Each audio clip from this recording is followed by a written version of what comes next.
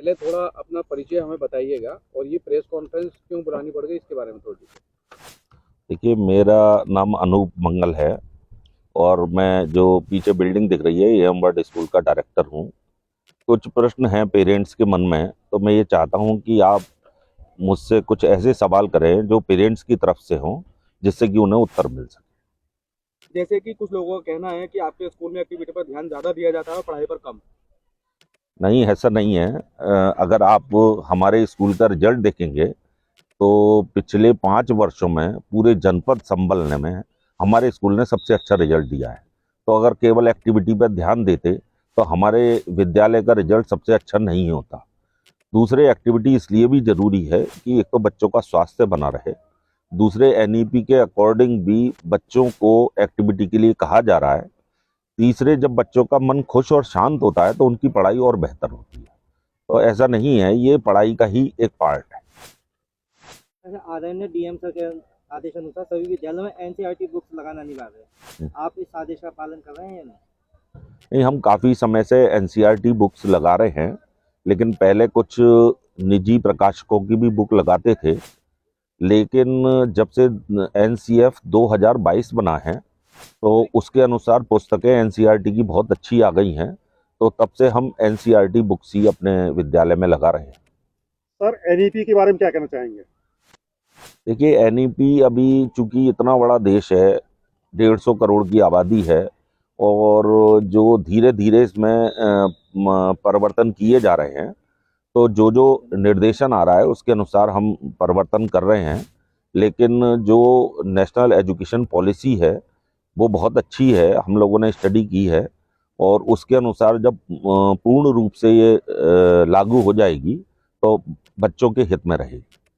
आमतौर पर कहा जाता है कि अन्य स्कूलों के मुकाबले आपका स्कूल में क्या कहते देखिए, अगर अच्छा बच्चों को एम्बियंस चाहिए, अच्छे शिक्षा चाहिए, जिस हिसाब से टेक्नोलॉजी आगे बढ़ रही है, तो पहले कंप्यूटर लैब नहीं होती थी, अब कंप्यूटर लैब चाहिए, स्मार्ट क्लासेस चाहिए, तो उसमें पैसा खर्च होता है।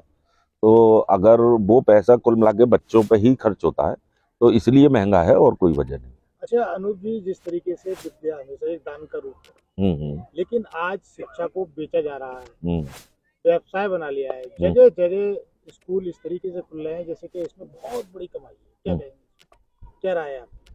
देखिए, आपकी बात बिल्कुल सही है। विद्या पुरातन में हमारे यहाँ दान स्वरूप ही मानी जाती थी, लेकिन पहले सामाजिक परिवेश भी और था। जो गुरु थे उन्हें गुरु दक्षिणा के रूप में कुछ भी दे दीजिए तो वो पढ़ाते रहते थे। बाकी जो भी वहाँ का स्ट्रक्चर था, तो कोई ज़मीन देता था, कोई दरी देता था, कोई यानी कमरा बनवा देता था, या पंखा लगवा देता था। लेकिन आज की तारीख में किसी भी विद्यालय में कोई 1 रुपया दान नहीं देता है। यानी वो सामाजिक रूप जो समाज था उसने खुद ही इसको दान देना बंद कर दिया। इसीलिए शिक्षा अब दान के रूप में नहीं रही है। अब तो ये है, सीधे सीधे पेरेंट्स की जो फीस आती है उसी से खर्चा होके ये सभी विद्यालय चलते हैं। तो एक विकल्प है जो समाज ने खुद बनाया है, इसमें हमारा या किसी अन्य विद्यालय के मालिक का कोई रोल नहीं। आप अपने स्कूल की फीस का कितना प्रतिशत बच्चों के ऊपर दे सकते हैं? देखिए, इसमें भी सरकारी नियम है कि 85% हर किसी विद्यालय को अपनी स्कूल की फीस का खर्च करना होता है, और ये 15% भी इसीलिए गवर्नमेंट ने बनाया है कि आगे आप बच्चों के लिए कोई अच्छा बनाना चाहो, कोई ऑडिटोरियम बनाना चाहो, या जो भी आपके मन में है, तो वो रिजर्व के लिए 15% का प्रावधान है। तो 85% मेरा स्कूल नहीं, सभी स्कूल व्यय करते हैं, और वो उनके लिए कंपलसरी है। वर्तमान प्रदेश सरकार भागवत गीता को पाठ्यक्रम में शामिल करने का विचार कर रही है, क्या कहें? देखिए, अभी विचार कर रही है वो श्रीमद् भगवत गीता को शामिल करने का, लेकिन उसने शामिल किया नहीं है। अगर वो शामिल करेगी तो स्वाभाविक रूप से हम पाठ्यक्रम में शामिल करेंगे, लेकिन तभी तक के लिए हमने सोचा है कि असेंबली में हम प्रतिदिन एक श्लोक का उच्चारण कराएंगे और उसका अर्थ समझाते हुए बच्चों को ये प्रेरणा देंगे कि वो अपने जीवन में उसे उतारें, जिससे कि उनके जीवन में भला हो सके। अच्छा, मेरा एक सवाल और है। एक तरफ कहा जाता है छोटे बच्चों को मोबाइल से दूर रखा जाए, हाँ। दूसरी तरफ स्कूल में ऑनलाइन पढ़ाई की जाती है, इस पर क्या राय है आपकी? देखिए, मेरी राय ये है कि बच्चों को मोबाइल से दूर ही रखना चाहिए, क्योंकि बच्चों की बहुत कम उम्र में उनकी आंखें खराब हो रही हैं। और जो ऑनलाइन पढ़ाई होती है छोटे बच्चों की, वो केवल इमरजेंसी में होती है। यानी पहले जब कोरोना हुआ तब हुई थी, या जैसे अभी आपने देखा होगा जाड़ों में 15-20 दिन की छुट्टी हो गई, तो उस समय कुछ दिन के लिए ऑनलाइन पढ़ाई कराई गई। बाकी ऑनलाइन पढ़ाई नहीं होती है हमारे विद्यालय में। दूसरा, पेरेंट्स को ये खास इंस्ट्रक्शन है कि बच्चों को मोबाइल के द्वारा ना पढ़ाएं। अगर कभी इमरजेंसी है तो उन्हें लैपटॉप या टीवी से अटैच कर दें, जिससे कि बच्चों की आंखों पर दुष्प्रभाव ना हो। पिछले दिनों उत्तर प्रदेश के उप मुख्यमंत्री द्वारा लखनऊ में आपको सम्मानित किया गया, उसका क्या कारण है? तो वो इसलिए सम्मानित किया गया कि कोरोना के समय में हमारे विद्यालय ने बहुत प्रयास किए थे, और इसलिए जो उस समय श्री केशव प्रसाद मौर्य जी थे उप मुख्यमंत्री, अब भी हैं, तो उन्होंने मुझे वहाँ पुरस्कार दिया था लखनऊ में। अनुज, मेरा दूसरा सवाल ये रहेगा, जिस तरह से और स्कूलों की बात की जाए, कुछ नए स्कूल हैं, कुछ बहुत पुराने हैं, आप भी इसमें शामिल हैं।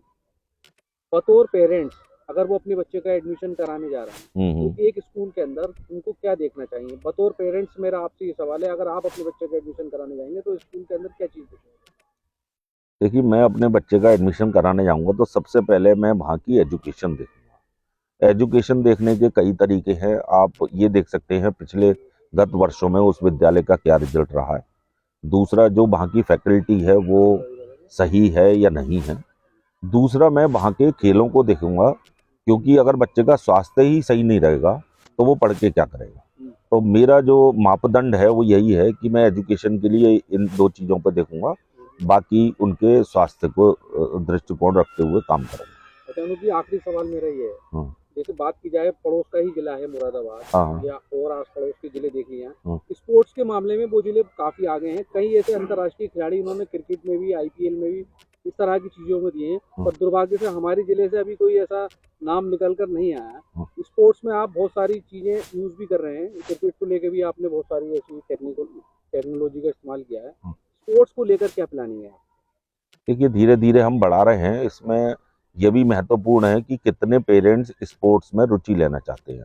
मान लीजिए मेरे पास 5 बच्चे हैं और मुझे क्रिकेट का उन्हें प्रैक्टिस करानी है।